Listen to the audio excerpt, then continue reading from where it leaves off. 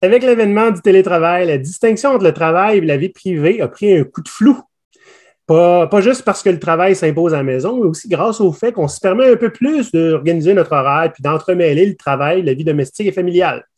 C'est entre autres pour ces raisons que depuis peu, la province de l'Ontario a adopté une loi obligeant les entreprises de plus de 25 employés à se munir d'une politique de droit à la déconnexion. Donc aujourd'hui, on va parler du droit à la déconnexion et pourquoi c'est important. On va regarder un Go Pirate Canada. Go Pirate Canada? C'est qui ça? C'est Maurice, puis papa.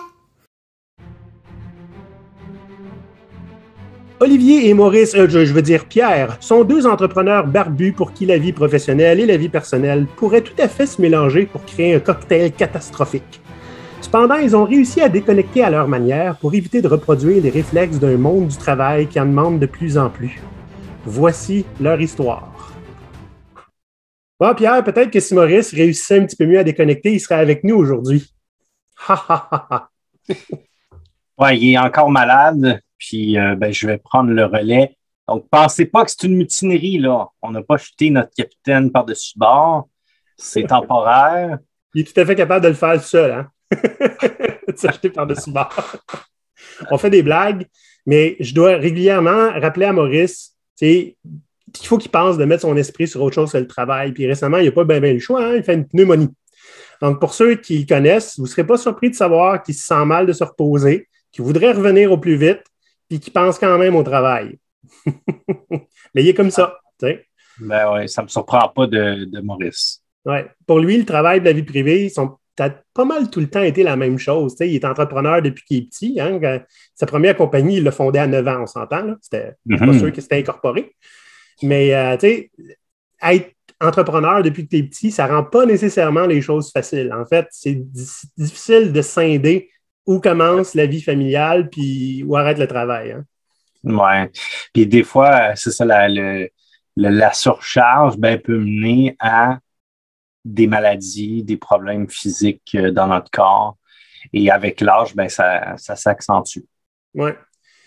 Pour ceux qui nous écoutent, qui ne sont pas entrepreneurs, qui ne sont pas employés, ces gens-là ont pu commencer à goûter un petit peu à la même médecine depuis le début de la COVID parce que maintenant, on travaille ceux qui travaillent chez eux ont l'opportunité de faire des choses de la vie quotidienne au travers du travail.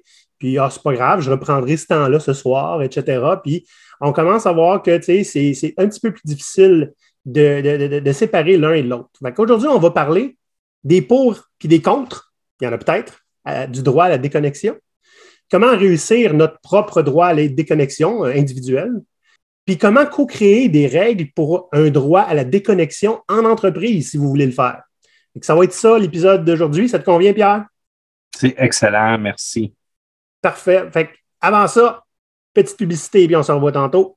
Vous êtes un dirigeant d'entreprise ou un gestionnaire. Vous aimez beaucoup GoPirate parce que nos idées vous rejoignent puis ça vous touche beaucoup. Pour vous, on a créé un niveau dans notre Patreon expressément pour les entreprises. Donc, c'est un niveau un peu spécial qui va vous permettre de nous recevoir pour un dîner causerie une fois par mois. Ça se fait à distance, mais c'est pour vous et vos employés. Exact. Vous allez avoir un choix de sujet et vous allez pouvoir choisir celui que vous voulez avoir. Un autre grand avantage que vous avez, c'est que vous allez avoir accès à notre Discord. Donc, vous allez avoir un accès à nous qui va être beaucoup plus facile, peu importe l'heure du jour ou du soir. Et puisque vous êtes des fans convaincus, GoPirate va remercier votre entreprise textuellement à chaque épisode sur YouTube. Donc, c'est un rendez-vous, patreon.com/GoPirate Canada. Donc, Olivier, tu sais, depuis le début de la pandémie, un des éléments importants de la pandémie, c'est que soudainement, tout le monde travaille à distance. Donc, le télétravail est devenu la norme. Presque tout le monde, Pierre. Oui, presque tout le monde. C'est sûr qu'il y a certains types de métiers qu'on n'a pas le choix de faire en personne, mais mettons, on parle du travail de bureau, là, du jour au lendemain, tout le monde télétravaille. Donc, les avantages du télétravail, on peut avoir une certaine flexibilité dans notre horaire parce que, évidemment, on n'est pas obligé nécessairement de puncher à 9 heures puis à 5 heures. On peut commencer un peu plus tôt ou commencer un peu plus tard, finir un peu plus tôt, finir un peu plus tard selon les circonstances. Le gain de temps, c'est super important. Moins de déplacements. moins de déplacements en voiture ou même en transport en commun. Donc, ça nous fait gagner. Parfois, pour certains, c'est plusieurs heures par jour de gain. Ah, facile, là. Je connais du monde que c'est 2 heures le matin et 2 heures le soir. Exact. Réduction des dépenses. C'est sûr que si on ne se déplace pas, ben pas d'essence, pas nécessairement de transport en commun. Puis, juste au début de la pandémie, on l'a vu, là, le prix de l'essence a chuté à moins d'$1. Oui. Là, on arrive vers la fin de la pandémie, on recommence à aller travailler au bureau. Bon, là, il y a d'autres circonstances internationales. Là, le prix de l'essence est au plus de $2. Donc, là, ça l'a doublé en 2 ans. Ça avait diminué, puis ça l'a redoublé. Écoute, se faire forcer à retourner au travail est essentiellement, on se fait rentrer une dépense de force dans la gorge qu'on sait qui n'est pas nécessaire. Ça passe mal à bien des places, je te dirais. Exact. Ce qui est un peu drôle, c'est qu'avant, on l'acceptait sans se poser de questions. Ça avait tout le temps été comme ça. Hein? Là, ça n'a plus tout le temps été comme ça. Ah ouais. Puis, ça peut aussi, le télétravail, amener une meilleure conciliation entre notre vie familiale et notre vie professionnelle. Écoute, Pierre, depuis la pandémie, je déjeune avec ma conjointe et mon fils. C'était la première fois en 7 ans, la semaine, que je pouvais prendre le temps de déjeuner avec ma conjointe. Bon, avant, je n'avais pas de fils. OK? Wow. Je m'en départirai pas. Ben oui. Par contre, ça se peut qu'il y ait des côtés un peu moins positifs à cette situation-là. Les gens peuvent se sentir obligés d'être plus disponibles pour le travail parce que maintenant, tu sais, là, on peut se parler beaucoup plus rapidement. Oui. Avant, tu sais, pour faire un meeting, il fallait être en personne, il fallait réserver une salle, il fallait se déplacer, être là, tout le monde en même temps. Maintenant, double-clic, puis on appelle quelqu'un via notre plateforme de télécommunication. Puis, si tu ne réponds pas, tu as l'air fou parce que tu es supposé d'être devant ton écran. Supposé. Hein? Souvent, on prétend qu'il y a de la flexibilité, mais on s'attend à devoir être tout le temps disponible au quart de tour de seconde. T'sais?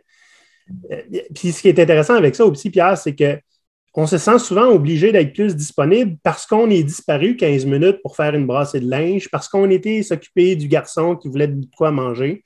Ça va arriver qu'on va se rendre disponible plus longtemps pour le travail à cause de ça. Alors que c'était peut-être pas nécessaire qu'on soit disponible. Hein? Ça, on parle encore de la valeur du travail qu'on fait versus les heures travaillées. Hein? C'est pas nécessairement équivalent, tout ça. Oui. Puis, j'aimerais te poser la question. Là, tu parlais un peu du déjeuner un peu plus tôt, mais qu'est-ce que tu t'es permis de faire pendant les périodes de télétravail? Mettons, entre le 9 à 5, qu'est-ce que tu t'es permis, toi, de faire dans la journée? Je ne pouvais pas avant. Ouais. En fait, il y a des affaires que je pouvais faire avant à cause du présentiel, genre aller travailler en vélo. Que là, je travaille chez nous.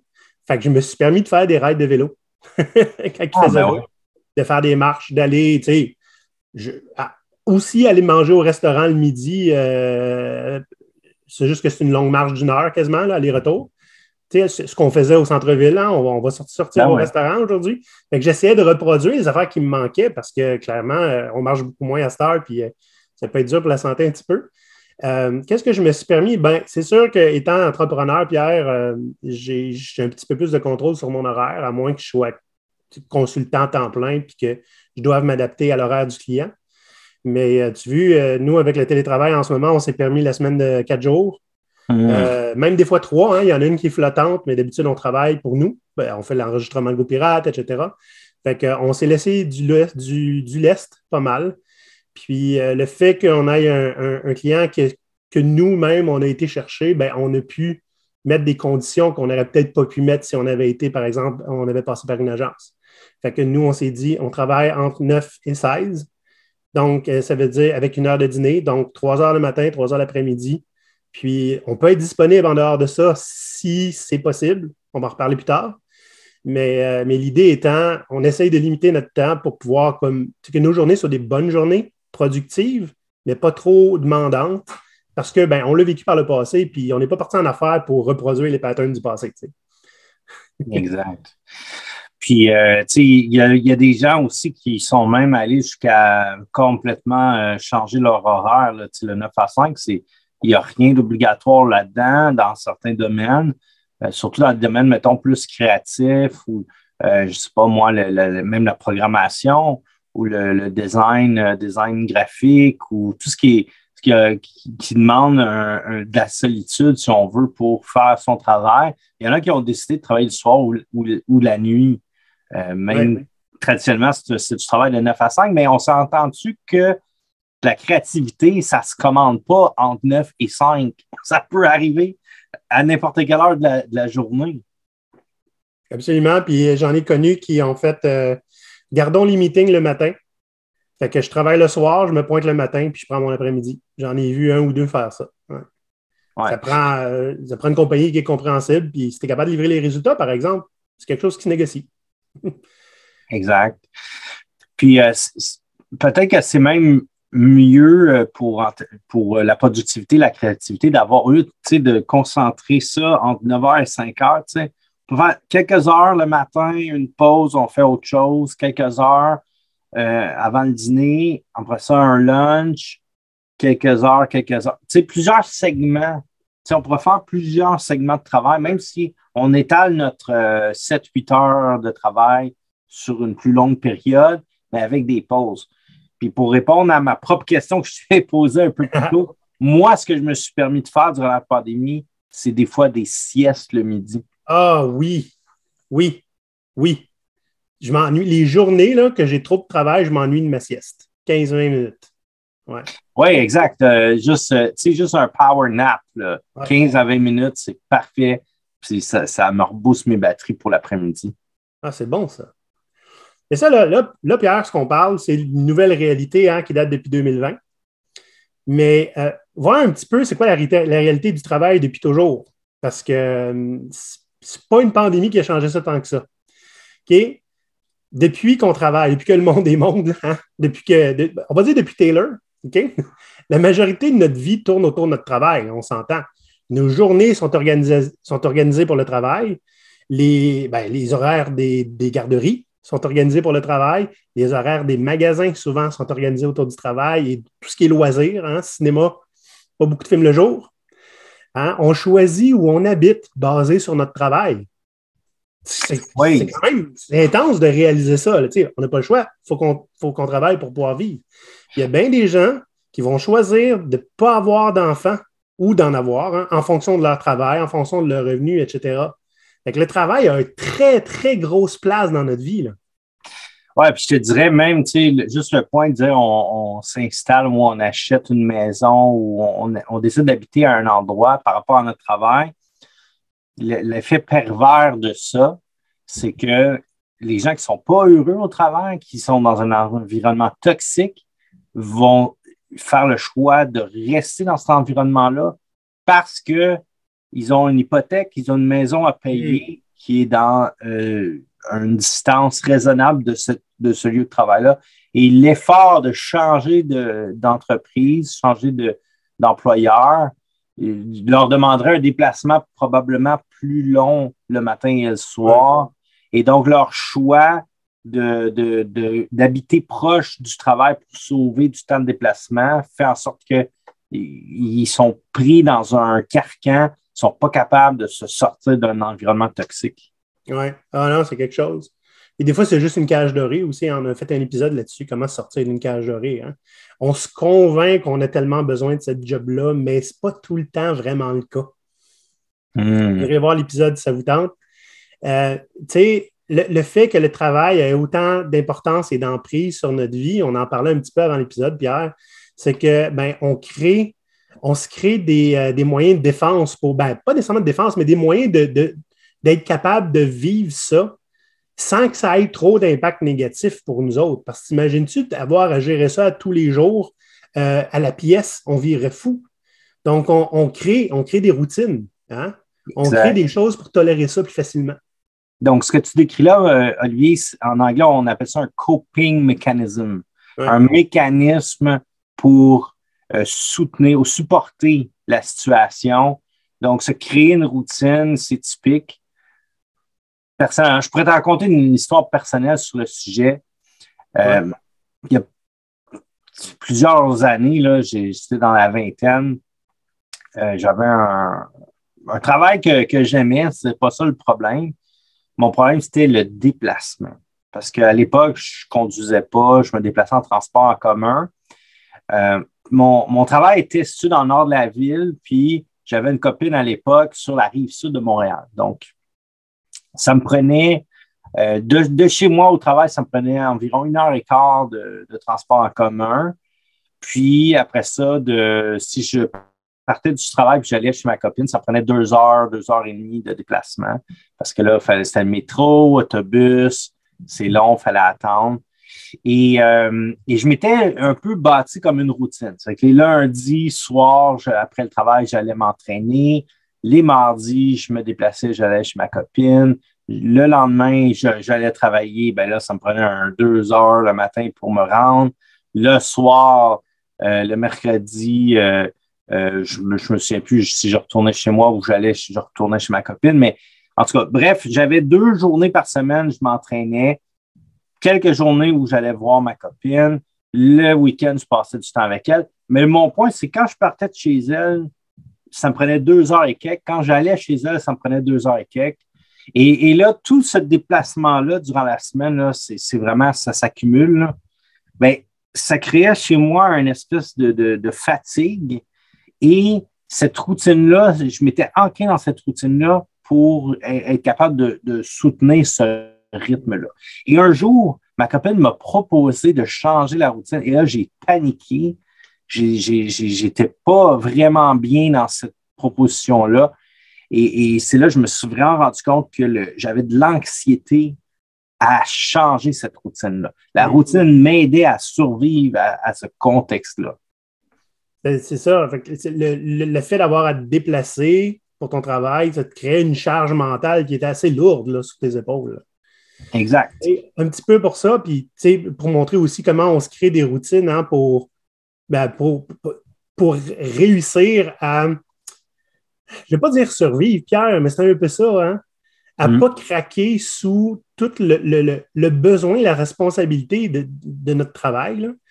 C'est que, moi, j'ai travaillé 8 ans au même endroit. Puis c'était pas très loin de chez moi, là, c'était à peu près à 16 km, mais il y avait du trafic, fait que ça pouvait prendre entre 15 minutes et 1 heure se rendre au travail, selon à quelle heure tu partais. OK?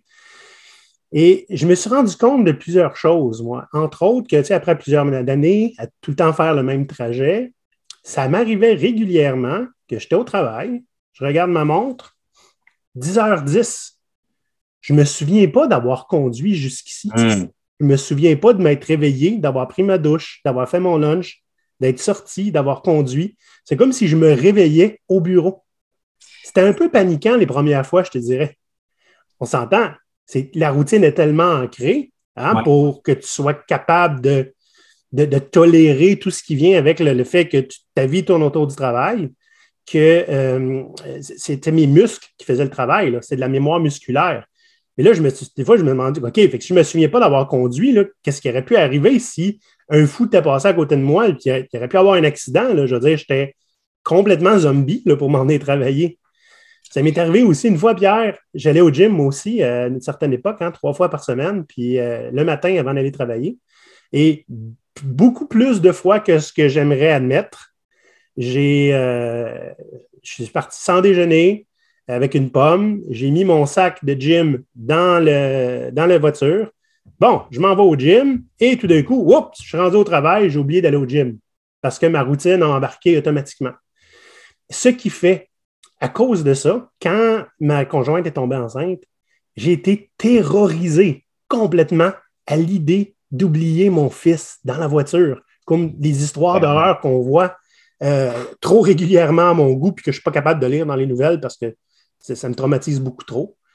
Tu sais, ça, là, c'est le fait qu'on est tellement... On n'a tellement pas le choix de se forcer à déconnecter d'une certaine manière, du moins mentalement, que notre corps fait le travail tout seul pour nous. C'est quand même grave. Ça en demande de travailler, ça en demande des efforts pour faire ça. T'imagines? Ben écoute, il y a plusieurs éléments dans ce que tu dis, puis je pense que oui, effectivement, le fait d'arriver au travail puis de ne pas se souvenir de notre matin, c'est comme si on était zombies. Cette partie-là de notre journée, on était zombies. On a juste carrément là, effacé ça de notre mémoire. C'est notre cerveau qui ne l'a pas enregistré. Oui. Mais ça, je pense que c'est à cause justement de cette routine. C'est devenu un mécanisme. Puis, ce que tu dis, là, les histoires d'horreur, là, le parent qui oublie son enfant dans l'auto le matin, puis l'enfant est décédé, puis on s'entend, je trouve que c'est la chose la plus horrible qui peut arriver, là. Perdre un enfant, c'est une chose. Perdre un enfant parce qu'on a fait une erreur, c'est terrible. Puis mon but, là, je suis juste sensible, je ne veux pas jeter la pierre à personne à qui c'est arrivé, là. Moi, je pense que il y a plusieurs éléments là-dedans. Changement de routine. Peut-être que dans certaines circonstances, c'était le parent qui a oublié l'enfant. C'était pas régulier qui faisait ce déplacement-là avec l'enfant. C'est peut-être une exception ce jour-là, genre. C'est une exception ce jour-là, mais si je creuse plus loin, pourquoi c'est arrivé? La charge mentale du travail. La personne qui, comme tu as dit, part le matin, là, c'était l'exception, mais sa routine à cette personne-là, il lui a fait faire justement ce déplacement zombie et l'exception, il l'a oublié. Ouais. Il s'est retrouvé à aller au travail, puis la charge mentale du travail a embarqué. Et c'est là que nous, on amène le sujet du droit à la déconnexion. Parce que ça ne peut pas arriver, là, des décès causés par la charge mentale du travail comme ça. Je trouve que c'est inacceptable. Oui. Oui. Fait que comme l'Ontario ont mis ça en place récemment, on va en parler légèrement, hein, parce qu'on n'a pas beaucoup de détails là-dessus. Mais parlons du pour et du contre du droit à la déconnexion, parce que je pense qu'il y a des contre. OK? Dans les pour, là, moi, j'ai trouvé, l'ambiguïté. Tu connais, Pierre? L'ambiguïté? Ouais. C'est une forte alliée du statu quo et de la paralysie. Hein? Si les choses sont claires, ça favorise le changement. Fait que le fait de se donner une règle, OK? On a le droit de se déconnecter et voici comment, quand et pourquoi, OK? Ça encourage à le faire beaucoup plus que s'il n'y a pas de règle. OK? Fait que le flou là, crée de la paralysie. Ça, c'est quelque chose que j'ai répété souvent récemment dans mon travail. Donc, rendons les choses claires si c'est possible. Il y a beaucoup de gens qui ont un téléphone cellulaire payé par leur employeur. Hein? Je ne sais pas si ça t'est déjà arrivé, Pierre. Et souvent, il faut qu'on soit sur appel, etc. En général, quand tu es sur appel, par exemple, le soir, tu sais c'est quand. Fait que ça, c'est clair. Hein? Tu sais c'est quand tu t'en attends. Par contre, ceux qui ne sont pas nécessairement sur appel, mais qui ont quand même un téléphone cellulaire fourni par l'entreprise et qui n'ont pas une période claire où ils doivent être disponibles le soir ou les week-ends, ça crée ce genre de flou-là que je te parlais. Puis le fait d'avoir des règles ou une entente implicite dans l'équipe ou dans l'entreprise pour quand est-ce que je ne suis pas accessible, ça va permettre aussi de clarifier pour les pauvres qui ont un cellulaire et qui se disent « puisque j'ai un cellulaire, je dois répondre. Hein? » Et je pense que quand les règles du droit à la déconnexion sont co-créées, en fait, on peut même les déléguer aux équipes directement. Je pense que les avantages sont nombreux. Par contre, là, on va tomber dans les contres. Hein? Ça peut, beaucoup d'entreprises, Pierre, tu es sûrement au courant, aiment beaucoup prendre une décision pour tout le monde une fois pour toutes. Hein? Comme ça, la décision est prise puis on n'a plus besoin de se pencher là-dessus. Oui, c'est plus simple à gérer quand on a un standard. Ben voilà. Donc, le réflexe ici est de faire comme, là, nous autres, on travaille de 9 à 5, fait qu'avant 9 heures, tu ne réponds pas. Après 5 heures, on ne s'attend pas à ce que tu répondes. Fait qu'on vient essentiellement de t'enlever toute la flexibilité que la pandémie t'avait apporté. La flexibilité, on va se l'entendre, c'est un avantage qui est très, très, très recherché. Mais si au nom du droit à la déconnexion, on tue cet avantage-là en mettant des heures fixes, non seulement Après ça, on va se plaindre que les gens ne veulent plus travailler pour nous autres. Hein? Mais on retourne au présentéisme. Là. Bon, OK, je vais aller à 9 heures, ouvrir l'ordinateur puis me loguer pour qu'ils sachent que je suis là. Puis je vais finir de faire semblant de taper à 5 heures. OK, je suis méchant, là. Mais quand il faut que tu sois là de 9 à 5, ça ne veut pas dire que tu vas être utile et que tu vas apporter de la valeur entre 9 et 5. Exact. La flexibilité de quand j'ai un boost de créativité, là, je vais aller créer de la valeur, peu importe l'heure. Ça peut être intéressant d'un côté, mais commencer à déconnecter en imposant un cadre rigide peut tuer un petit peu cet avantage-là. Fait qu'il faut faire attention, je pense. Oui, puis je te dirais, tout un autre aspect de ça, c'est la flexibilité. Probablement que ça devrait être dans les deux sens. Moi, comme entrepreneur, comme employeur, hein, comme j'ai des employés, des gens qui travaillent avec moi, c'est sûr que je ne m'attends pas à avoir des contacts avant 9 heures, après 5 heures, le week-end, tout ça. Je ne l'exige pas, évidemment. Mais parfois, parce qu'on travaille avec des systèmes informatiques, si on a une panne, j'ai besoin d'une information, un petit texto, dire « Hey, peux-tu me dire c'est quoi, je ne sais pas, tel aspect? » J'apprécie énormément. T'sais. Puis après ça, le contrepartie, c'est « Écoute, si tu as des commissions à faire pendant la journée, vas-y, là. Ça ne change rien. Ça ne change rien. Prends le temps. » Puis moi, ma perspective là-dedans, c'est je veux donner à mes gens les mêmes avantages que j'aurais aimé avoir comme employé. Ben oui. Oui, c'est super important. Puis, tu sais, on fait pas mal la même chose chez GoPirate. Hein? C'est-à-dire, nous aussi, on a une employée, on lui pose des questions, on a la réponse quand on l'a. Puis, quand c'est important, on tag, puis on dit c'est important. Puis, le reste du temps, tu sais, nous, c'est ce qu'on a fait avec notre employée. Elle a un nombre d'heures par semaine à travailler, puis elle travaille quand qu'elle veut. Du moment que le travail est fait, hein, que le podcast est monté pour le jour qui est supposé sortir. Fait la flexibilité est totale ici. Fait qu'on n'est pas trop demandant. J'aimerais ça que ça soit de même dans toutes les entreprises, mais on n'est pas rendu là. Comment on peut réussir? Là, Pierre, j'aimerais ça qu'on regarde au plan individuel, parce qu'il y a des trucs qu'on peut donner. Hein? Mais quand on est en employé, comment on peut réussir notre propre droit à la déconnexion? Parce que, tu sais, honnête, le réflexe est fort de se sentir obligé de tout le temps être disponible, puis c'est pas parce qu'on sent ça que c'est ce que l'employeur veut. Hein? Beaucoup d'employeurs qui préféraient qu'on déconnecte, hein, mais qui ne vont pas nécessairement le dire ou créer une règle pour. Mais comment on peut, nous, se roder pour réussir à déconnecter de manière saine, sans pénaliser personne? Puis tu sais quoi? J'ai envie de donner une réponse pas exactement controversée. On disait plutôt, Pierre, qu'on a développé des coping mécanismes, hein, pour supporter la charge mentale du travail.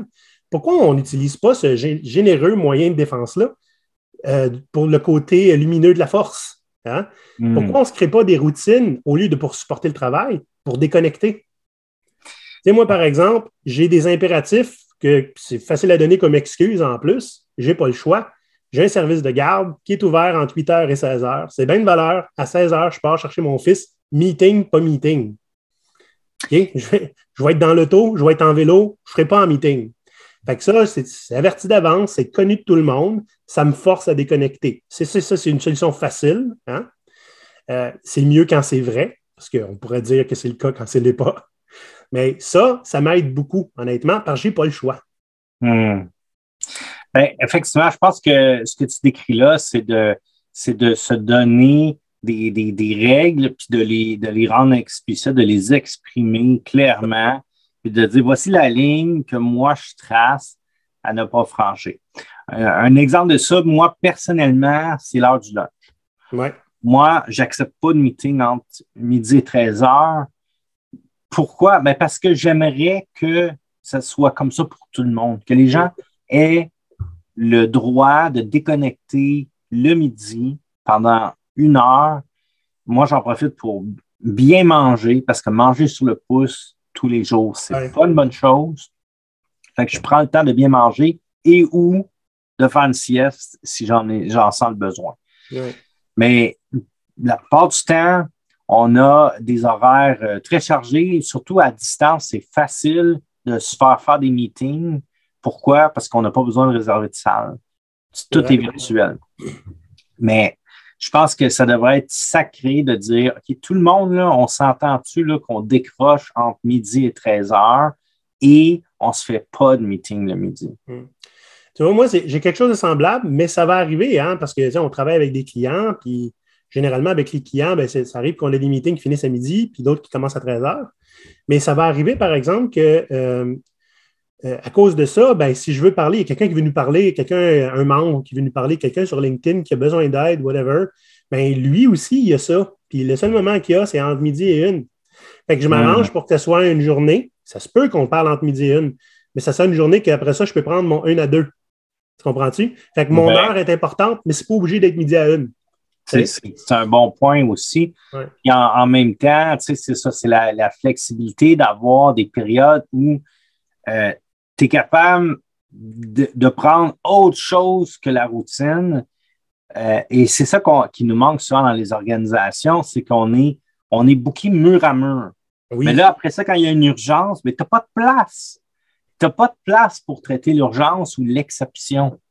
Et c'est ça qui tue la productivité souvent dans les organisations, d'être booké mur à mur, de ne pas avoir de flexibilité, d'être capable justement de dire, OK, tu veux me parler de façon impromptue, pas de problème, ben j'ai du temps cet après-midi parce que généralement, je n'ai pas de meeting durant cette période-là. Ouais. On dirait que dans les organisations, le seul moyen que les gens travaillent, c'est de faire des meetings. Alors que, au contraire, on devrait avoir des longues périodes dans notre semaine là, où on n'a pas de meeting, on n'a pas de rencontre qui nous permet de faire le vrai travail. Oui, absolument. Tu as raison. C'est un super bon point, ça, Pierre, parce que je vais être honnête avec toi, tu sais, en télétravail, quand tu es consultant, là, souvent, tu vas être perçu comme travaillant pendant que tu es en meeting. En ce moment, on est des coachs organisationnels. On a des meetings. Mais on ne compte pas le nombre d'heures en meeting qu'on a eu pour facturer notre client. Parce que des fois, je chatte avec Maurice jusqu'à 10 heures le soir là, sur Slack. Et, je veux dire, le cerveau se fait aller, puis on ne déconnecte pas pendant ce temps-là. On travaille pour notre client. Fait que ces heures-là, on y charge. Mais l'heure, des fois, qu'on a entre deux meetings, là, où je m'en vais relaxer en regardant des vidéos YouTube, là, ben, c'est là que je déconnecte à la place. T'sais. Fait que moi, j'ai ce genre de flexibilité-là. Travailler pour mon client, je peux travailler le soir, mais je peux déconnecter pendant que j'aurais pu avoir un meeting, mais ça donne qu'il n'y en a pas. Fait que je fais l'équivalent. Mais quand j'étais employé, c'était pareil. Hein? Je bookais des heures. En plus, moi, je suis un introverti. Fait que être en meeting toute la semaine, je m'excuse, mais ça me vide les batteries. En fait, après 2 heures, je suis vidé. Fait que j'avais tout le temps 1-2 heures par jour où c'était mon droit à la déconnexion mentale de ne pas être en meeting, okay, où je me bookais des heures de travailler seul, puis je m'en allais dans une salle de conférence, travailler tout seul. Puis des fois, je ne travaillais pas. Des fois, je faisais juste me remettre mentalement, me remplir d'énergie, remplir ma batterie, parce que c'est ça qui faisait que j'étais productif après. Comprends-tu? Ouais. Fait que, puis honnête, avoir une demi-heure pour recharger, l'heure qui suit en vaut 2 des fois. Hein? Oui, exact. L'heure puis en impact. Puis, tu sais, si on revient à la déconnexion à l'intérieur de notre travail aussi, dans le sens qu'on a souvent beaucoup de projets en même temps, et donc ça augmente notre charge mentale. Et bien, je pense, dans les organisations, il faut savoir focusser, puis se concentrer sur des choses qui vont permettre de mettre de côté le sujet ou le projet qui s'en vient dans 1 mois ou dans 2 mois. Je n'ai pas besoin d'en parler aujourd'hui. Focalisons sur notre travail actuel et ça va probablement réduire le nombre de conversations, de meetings et ça nous permet de se concentrer, de se déconnecter du futur, là, de ce qui s'en vient plus tard, se concentrer sur le présent. Oui. Puis, dernier petit truc que moi j'ai trouvé, Pierre, c'est que très souvent, il y a des activités que je fais qui sont reliées à mon travail, au professionnel, mais que je fais aussi par plaisir. Et je me suis rendu compte que des fois, ça m'empêchait de profiter pleinement de ma journée. Par exemple, quand il y a des gens qui m'écrivent le soir sur LinkedIn, j'ai développé moi aussi une routine pour ma famille, pour être avec, de manière positive et constructive. Puis j'ai commencé à faire en sorte, écoutez, si c'était si important que ça, il m'aurait peut-être écrit avant. Hein? Fait que je vais lire le message demain matin, dans ma routine de matin où ce que je vais voir LinkedIn puis je réponds aux gens, plutôt que immédiatement quand je reçois le message. Fait que là, ça me permet beaucoup plus de focusser sur être avec ma famille, avec mon fils, même si on est juste en train de regarder la télévision, être présent en faisant ça. Donc, ces petites affaires-là que, hey, ça peut-tu attendre à demain, réussir à se poser cette question-là plutôt que de réagir immédiatement comme je suis tellement pas organisé, Pierre, que moi, je gérais tout à mesure que ça rentrait parce que j'avais peur d'oublier. Regarde bien, là. Le message va être encore non lu demain matin sur LinkedIn. Fait que ça va être correct. Mais ça se travaille, ça. Ça se fait pas du jour au lendemain, tu sais. C'est ça, c'est exact. C'est de jauger l'urgence de la demande. Tu sais, je suis certain que la plupart des choses qu'on se fait demander, c'est certainement pas une question de vie ou de mort, là. Donc, ça peut attendre. Mais le problème, je pense que tout le monde a une pression, tout le monde a justement une charge mentale très, très forte. Donc, on essaie de tout traiter tout de suite pour pas en accumuler. Puis tout devient à ce moment-là la plus haute priorité. Puis le problème, quand tout est urgent, il n'y a rien d'urgent. C'est ça. Puis en plus, tu sais, pour pas que ça s'accumule, ce que ça fait, c'est que tu es vidé tout le temps. Parce que ton énergie est tout le temps focus sur le régler, le problème maintenant. OK. J'aimerais ça qu'on regarde maintenant. Toi, Pierre, tu travailles beaucoup avec des équipes comme moi. Oui. J'aimerais qu'on regarde comment on peut co-créer des règles du droit à la déconnexion. Pour les équipes, les équipes, là, puis les managers d'équipe, là, vous avez le droit de faire ça, même si la compagnie ne vous a pas donné la permission, OK? Vous avez le droit d'avoir ces discussions-là, OK? Vous avez une vie d'équipe, puis c'est important que vous parliez de comment vous vivez dans votre vie d'équipe. Tu sais, Maurice, puis moi, ça fait longtemps qu'on parle du leadership d'intention, hein? Fait que si vous êtes gestionnaire et que vous voulez que votre équipe parle de comment déconnecter, dites-leur pas comment. Donnez-leur qu'est-ce qui est attendu. Hein? En tant que gestionnaire, à quoi vous vous attendez là, du résultat? Donnez les paramètres qui sont importants, là, les limites à ne pas dépasser. On s'entend. Si vous n'êtes jamais là en meeting parce que vous êtes en train de déconnecter le jour, c'est pas possible. Vous avez dépassé les bornes. Là, OK? Fait qu'il faut mettre des limites, mais laissez-les prendre les décisions de comment déconnecter. Puis assurez-vous qu'ils comprennent qu'est-ce que vous attendez d'eux en termes de présence. Par exemple, est-ce qu'il y a des heures où vous devrez absolument être là pour les meetings? Genre, des fois, c'est 10 à 3, une affaire comme ça. Ça peut être votre seul paramètre. Eux, ils décideront comment communiquer leur déconnexion, comment s'assurer qu'on sait qui est là, qui est disponible et qui ne l'est pas. T'sais. C'est important de laisser les équipes déterminer comment ils veulent y parvenir parce que c'est ça qui va faire qu'ils vont, prendre au sérieux leur droit à la déconnexion puis le respecter. Hein, quand l'ordre vient d'un autre, c'est un petit peu plus difficile en fait, pourquoi on suivrait cet ordre-là? C'est même pas fait pour nous autres. Hein? C'est intéressant, ça. Vous allez déconnecter de la part d'un dirigeant, mais c'est pas vous autres qui décidez les paramètres. Il y a un problème. C'est supposé être pour vous autres, cette affaire-là. Exact. Puis, je dirais, tu sais, on entendait, tes problèmes personnels, là, tu laisses ça à la porte quand tu arrives ici. Là. La porte, là, c'est par là que le monde passe quand ils se font dire ça. Ils prennent la porte. Exact. Alors, on s'entend, notre vie personnelle a un impact sur notre vie professionnelle et notre vie professionnelle a un impact sur notre vie personnelle. Donc, on ne peut pas dissocier les deux. C'est une partie de notre être et on ne peut pas ne pas en tenir compte.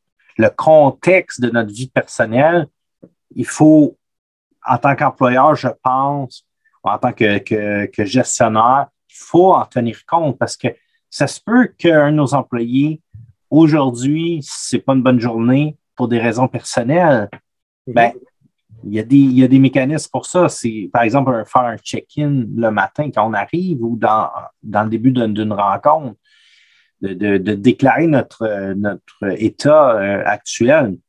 Ça crée de l'empathie, de la compassion les uns pour les autres. Donc, ça peut être intéressant aussi là, de dire, tu sais, j'arrive ici, puis je peux pas laisser mes problèmes à la porte là, parce que, tu sais, ça m'habite, mais je vous le partage parce que comme ça, tout le monde fait ça. On est capable aujourd'hui de ensemble de s'entendre sur c'est quoi le contexte de la journée. Puis il y a des mauvaises journées. Il faut l'accepter aussi. Et Pierre, ça me fait penser à ce que tu dis, que j'ai vu, moi, un très gros changement avec la pandémie puis l'avènement du télétravail comme étant mainstream dans la relation avec le mal-être quotidien. Toutes les choses qui peuvent arriver, dans le fond. Là. Avant, quand tu étais en présentiel puis que tu faisais 1 heure de route, puis qu'il y avait un problème, il fallait que tu jauges. Là. Ça vaut-tu la peine que j'annule toute ma journée, que je retourne 1 heure chez nous? Ou est-ce que le mal peut attendre à 4 heures que je retourne chez nous? Alors que maintenant, c'est, regardez, j'ai un petit problème, il faut que je le gère, mais là, je suis chez moi, là, OK? Puis il faut que je le gère. Fait que je déconnecte 2 heures, je reviens après, ça va être correct. La flexibilité est pas mal plus intense là, puis tu peux te permettre de déconnecter une partie de la journée. Ouais. Tandis qu'avant, il fallait que tu retournes chez vous, ça vaut-il la peine de revenir au bureau après? Pas sûr. Ouais. Et j'ai vu beaucoup plus de compréhension et d'empathie avec les parents qui ont des enfants et que souvent, on voit les enfants dans la caméra en télétravail. Des fois, ils sont, pendant la pandémie, ils étaient très présents parce que les écoles étaient fermées, etc. Fait qu'on voyait dans le meeting, le papa avec sa petite fille qui donnait le biberon, etc. Disons que je sentais beaucoup moins de mauvaise foi, en fait. Quand les gens annonçaient, écoutez, il faut que je m'occuper de ma petite, elle ne file pas. On ne sentait pas que c'était inventé, ou etc. Alors que quand c'était en présentiel, j'ai l'impression qu'il y avait plus de doutes par rapport à ça. J'ai l'impression que les gens ont développé davantage d'empathie en voyant l'environnement de leurs collègues, puis qui sont davantage prêts à les laisser déconnecter aussi pour une période de temps X. Oui, mais je pense que ça allait amener justement plus d'empathie parce qu'on voit le côté humain, le côté vrai des gens à la maison, alors que, c'est normal, là, quand on va dans un nouveau contexte, quand on va au travail, on se met un masque. On a notre personnalité au travail, on a notre personnalité à la maison, on a notre personnalité avec les amis. On se met des masques dans la vie pour justement entrer en relation avec les autres. Mais là, parce qu'on pouvait, à travers la caméra, rentrer un petit peu dans la vie privée des gens, là, on a vu un autre aspect de tout un chacun. Et ça a certainement créé de l'empathie et d'une compréhension différente là, de nos collègues. Oui, ça me fait penser qu'on a fait un épisode là-dessus récemment, hein, l'obsession du paraître à vos masques. Ça fait pas très longtemps, allez voir ça. Puis on en parle de ça, c'est vrai qu'on porte des masques. Puis tu sais quoi, Pierre? C'est rare qu'on inclue des dimensions de notre vie familiale dans notre masque professionnel.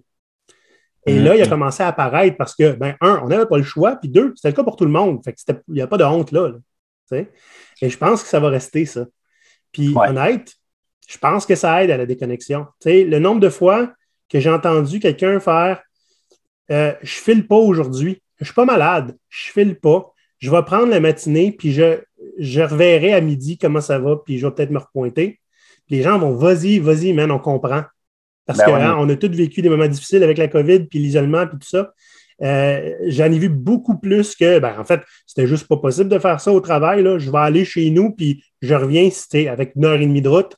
Non, tu ne reviens pas si tu t'en vas chez vous, puis tu investis, gaspilles une journée de congé pour rien.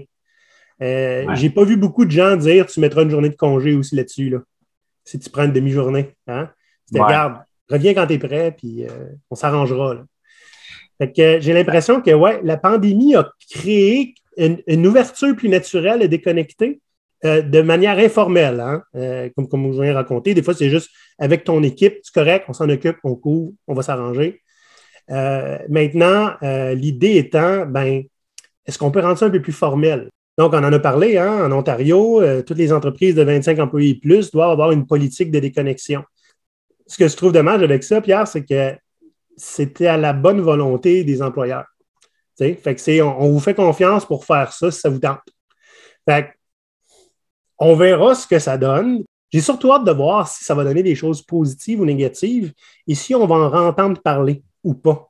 Et si ça va se diffuser ailleurs au Canada, hein, parce que l'Ontario, c'est la première province à le faire. Oui. Puis, tu sais, je trouve ça quand même intéressant d'en arriver là parce que moi, je me souviens, mais mon grand-père, mon père, qui, eux, travaillaient dans un domaine beaucoup plus tu sais, physique, là, où les gens qui travaillent dans les usines ou des domaines similaires, et eux autres, quand ils quittaient le travail restait au travail. Ouais. Ils rentraient à la maison, puis c'était la vie familiale, puis c'était la vie personnelle, là. Et le travail débutait quand ils punchaient le matin. Fait que dans des domaines où on a un travail physique, c'est comme naturel, c'est comme ça que ça fonctionne, alors que dans un travail de bureau, ce qu'on appelle le travail des connaissances ou le travail du savoir, là, on dirait que la charge mentale nous suit à la maison. Puis je pense que c'est peut-être encore plus vrai chez les gestionnaires qui, eux, ont probablement beaucoup plus de soucis, de charges basées sur tous les aspects de leur travail de gestionnaire. J'ai remarqué une chose, Pierre, aussi, ça peut être pernicieux. Hein? Moi, à partir du moment où il y a quelque chose qui a cassé en moi, puis que je me suis dit, c'est assez, Olivier va faire changer ça. Puis que là, j'ai commencé à vouloir être connu partout. J'ai commencé à réseauter, à me faire connaître, etc. J'allais dans les conférences, le monde, pour que le monde me reconnaisse puis reconnaisse du monde. Ma vie professionnelle était rendue 24 heures. C'était plus juste le 9 à 5. Le 9 à 5, c'était le bout de plate. Okay? Le bout de le fun commençait après. Puis je vais te dire, j'ai passé proche de me brûler solidement. Quand j'ai eu mon fils, tout arrêté ça. Ça se fait en ligne à cette heure. J'ai arrêté d'aller prendre des cafés avec des gens, etc., d'aller voir 6 conférences là, par mois. Là. C'était un peu intense. Là. Fait que, ouais, là, c'était une question de priorité. Hein. Il y a quelque chose de plus important qui est arrivé. Mon petit bonhomme.